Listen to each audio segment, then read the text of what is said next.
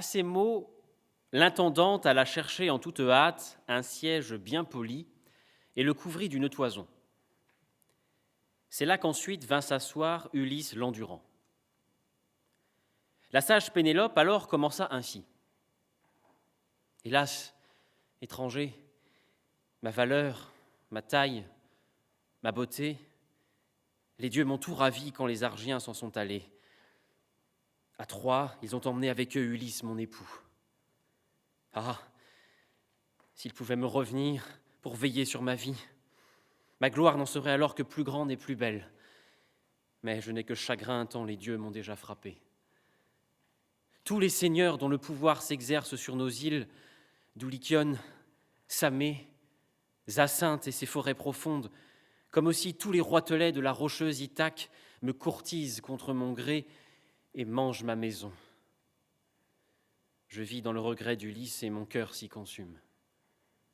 Tandis qu'il presse cet hymen, moi, j'entasse les ruses. Voici ce que le ciel m'avait tout d'abord inspiré. J'avais dressé là-haut un grand métier pour y tisser un voile fin et long. Et je disais aux soupirants, « Mes jeunes prétendants, le divin Ulysse est bien mort. Mais quoique cet hymen vous presse, attendez que j'achève, car je ne voudrais pas que tout ce fil ne serve à rien. Ce sera pour ensevelir notre seigneur Laërte, quand la mort viendra le coucher dans son dernier sommeil. Sinon, quelque Achéenne irait m'accuser devant tous de laisser sans suaire un homme qui avait de quoi. »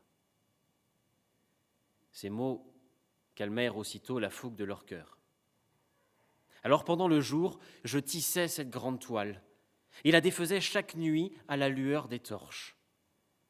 3 ans durant, je pus cacher une ruse et les duper. Mais lorsque le temps amena la 4e année et que les mois passant, les longs jours furent revenus, instruits par mes servantes qui n'en avaient rien à faire, ils vinrent me surprendre et m'accablèrent de reproches. Alors il fallut bien finir mes contraintes et forcer. Plus moyen de fuir cet hymen, je suis à court d'idées. Mes parents veulent à tout prix que je prenne un époux, et mon fils enrage de voir que l'on mange ses biens. Il comprend tout, car c'est déjà un homme fort capable de tenir sa maison, et Zeus lui accorde sa gloire. Quoi qu'il en soit, dis-moi, étranger, quelle est ta race et d'où tu viens. Tu n'es pas né du chêne de la fable ou d'un rocher. Ulysse, l'avisé, lui fit alors cette réponse. Ô vénérable épouse du fils de Laërte, Ulysse, tu tiens donc vraiment à savoir quelle est mon origine ? Je te le dirai donc. Mais crains d'accroître les tourments que j'endure déjà. N'est-ce pas le sort de tout être qui reste aussi longtemps que moi, loin du pays natal, et roule sa souffrance à travers les cités des hommes ? Tu m'as posé des questions, je vais donc te répondre.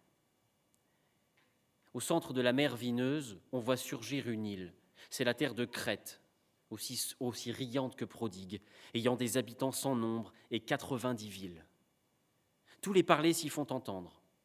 Il est des Achéens, de vaillants et Théocrétois et des Sidoniens. Et c'est alors que je vis Ulysse et l'accueillis chez moi, car la fureur des vents l'avait rejeté vers la Crète au détour du Malais alors qu'il se rendait à Troie. C'est donc moi qui lui fis les honneurs de la maison et le comblai de soins, car j'avais de grandes réserves. Pour lui et pour les compagnons qui l'avaient amené, les divins Achéens restèrent chez moi 12 jours. Un grand coup de borée, attisé par un dieu hostile, couchait tout sur le sol et les retenait au logis. Mais le 13e jour, le vent tomba et ils partirent.